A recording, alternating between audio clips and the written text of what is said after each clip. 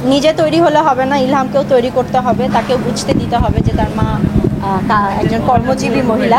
সন্তান বড় হয়ে, যে কোনো সন্তান বড় হয়ে কি হতে চাইবে, কি করবে, তার ফিউচার কি হবে, that should be their decision, not my decision. Dhruba হাসানের পরিচালনায় তাসনিয়া ফারিনের প্রথম সিনেমা ফাতেমা দেখলাম, আমার কাছে খুবই ভালো লেগেছে। দেখতে যে আমার থার্ড পারসন সিঙ্গুলার নাম্বারের কথা মনে পড়ে গেল, আমার প্রথম সিনেমার কথা মনে পড়ে গেল। That was a wonderful journey, সবাই পছন্দও করেছিল এবং আজকে সেই দিনের কথাই মনে পড়ে গেল। এবং ফারিন খুব ভালো করেছে, ফিল্মটা অনেক ভালো, গানগুলো ভালো, লোকেশন ভালো, কনসেপ্ট ভালো, স্ক্রিপ্ট মানে ডায়লগ রাইটিং থেকে শুরু করে সব কিছু আমার খুবই ভালো লেগেছে। যিনি ডিওপি, যিনি চিত্র মানে পুরো বিষয়টা ভিজুয়ালি কি বলবো, যিনি ডিওপি ছিলেন আর কি, খুব গুছিয়ে কথা বলতে পারি না, সরি, যিনি ডিওপি ছিলেন উনিও খুব ভালো কাজ করেছে। আমার ফ্রেমিং সেন্স থেকে শুরু করে সব কিছু খুবই ভালো লেগেছে। আর অভিনয়ের কথা না বলি, প্রত্যেকটা আর্টিস্টই আমার খুব পছন্দের অভিনয় শিল্পী।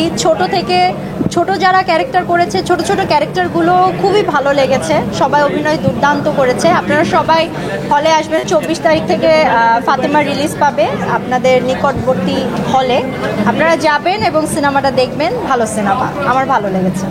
আলহামদুলিল্লাহ, খুব ভালো লাগছে। আফটার আ লং টাইম আমি নমিনেশন পেয়েছি পপুলার ক্যাটাগরিতে।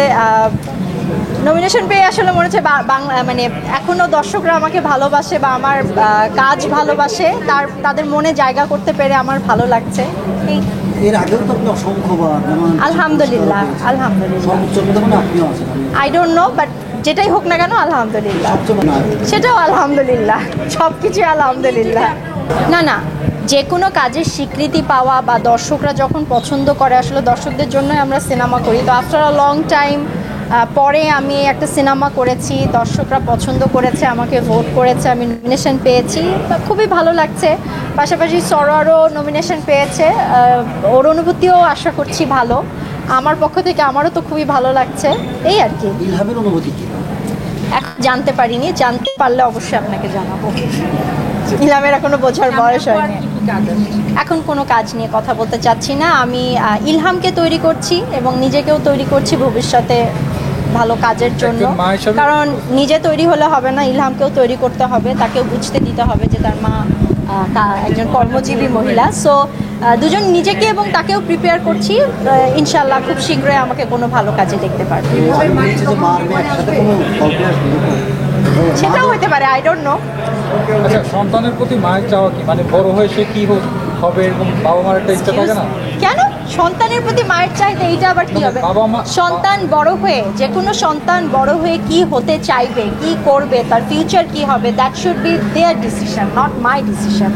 সো আমি তাদেরকে মানে আমি আমার সন্তানকে গাইড করতে পারি, বলতে পারি, কিন্তু সেই রাস্তায় তাকেই একা চলতে হবে। সো তার ডিসিশন সে নিবে, কি করতে চাই সেটা সে করবে, এটা আমার ডিসিশন না, it should not be my decision.